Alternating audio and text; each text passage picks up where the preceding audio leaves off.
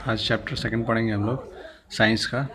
ठीक है, आगे बढ़ेंगे हम लोग। उस दिन हम लोगों ने क्या पढ़ा था, साइटोप्लाज्म हमने पढ़ लिया था, सेल पढ़ा था, पूरी तरह से हमने देखा था कि सेल के कौन कौन से पार्ट्स होते हैं। तो अब साइटोप्लाज्म से हम लोग क्या करेंगे, आगे बढ़ेंगे। आगे क्या है, न्यूक्लियस। न्यूक्लियस कैसा होता है, दिखाया था मैंने, रेड रेड दिख रहा है आपको दोनों में, प्लांट सेल और एनिमल सेल में। ये क्या है, न्यूक्लियस है। तो उसके बारे में हम लोग पढ़ेंगे। एवरी सेल हैज़ न्यूक्लियस, लगभग सभी सेल में न्यूक्लियस होता है, आरबीसी को छोड़कर। आरबीसी का न्यूक्लियस नहीं होता है। न्यूक्लियस क्या होता है, नहीं होता है। बाकी सभी सेल में लगभग न्यूक्लियस होता है। न्यूक्लियस किसी भी सेल का इंपॉर्टेंट पार्ट होता है, इंपॉर्टेंट ऑर्गेनेल होता है। यूजुअली किस तरह का शेप होता है न्यूक्लियस का, या तो गोलाकार होता है या अंडाकार होता है, ओवल होता है।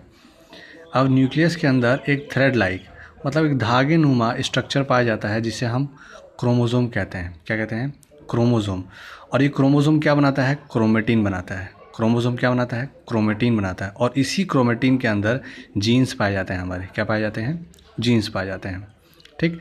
और न्यूक्लियस को control room of the cell भी कहा जाता है। क्या कहा जाता है, न्यूक्लियस को control room of the cell कहा जाता है। उसके बाद आते हैं प्लास्टिड्स के ऊपर। प्लास्टिड्स क्या होते हैं, आपने सेल में देखा होगा, क्लोरोप्लास्ट, ग्रीन पिगमेंट, तो वही है। These organelles are not present in animal cell.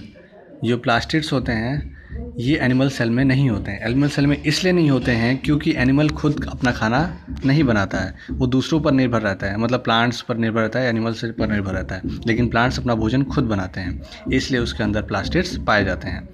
They contain green pigment chlorophyll. जो प्लास्टिड्स होते हैं उनके अंदर एक ग्रीन पिगमेंट पाया जाता है जिसे क्लोरोफिल कहते हैं। और ये क्लोरोफिल किस में मदद करता है, फोटोसिंथेसिस में। फोटोसिंथेसिस वो प्रोसेस होता है जिसमें पौधे क्या करते हैं, अपना भोजन बनाते हैं। अब प्लास्टिड्स दो तरह के होते हैं, एक क्रोमोप्लास्ट और एक ल्यूकोप्लास्ट। क्रोमोप्लास्ट क्या करता है, फ्रूट्स और फ्लावर्स होते हैं उनको रंग देता है। और ल्यूकोप्लास्ट क्या करता है, भोजन को स्टोर करता है, स्टोर फूड। अब आते हैं वैक्यूल्स।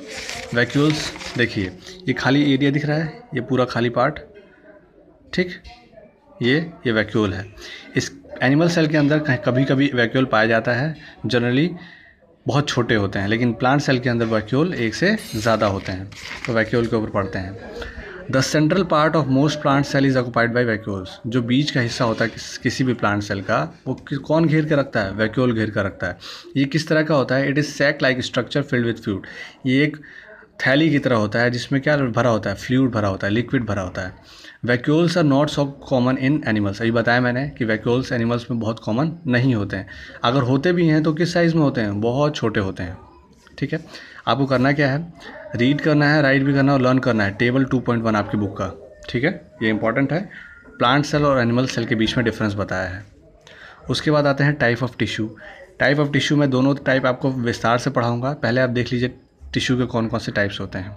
पहले तो टिश्यू होता क्या है, पहले भी पढ़ा चुका हूँ, अभी पढ़ा रहा हूँ कि group of similar sales performing a particular function. मतलब एक तरह के सेल्स का समूह जो कि किसी एक तरह के फंक्शन को परफॉर्म करे, उसको हम टिश्यू कहते हैं। अब टिश्यू दो तरह के होते हैं, एक प्लांट टिश्यू और एक एनिमल टिश्यू। ठीक है, प्लांट टिश्यू में epidermis, ground tissue, vascular bundles. Animal tissue चार तरह के, एपिथेलियल, कनेक्टिव, मस्कुलर, नर्वस। अब मुझे इन दोनों के बारे में आपको विस्तार से पढ़ाना है। ये अगली क्लास में पढ़ाऊंगा और आपका चैप्टर क्या हो जाएगा, कंप्लीट हो जाएगा।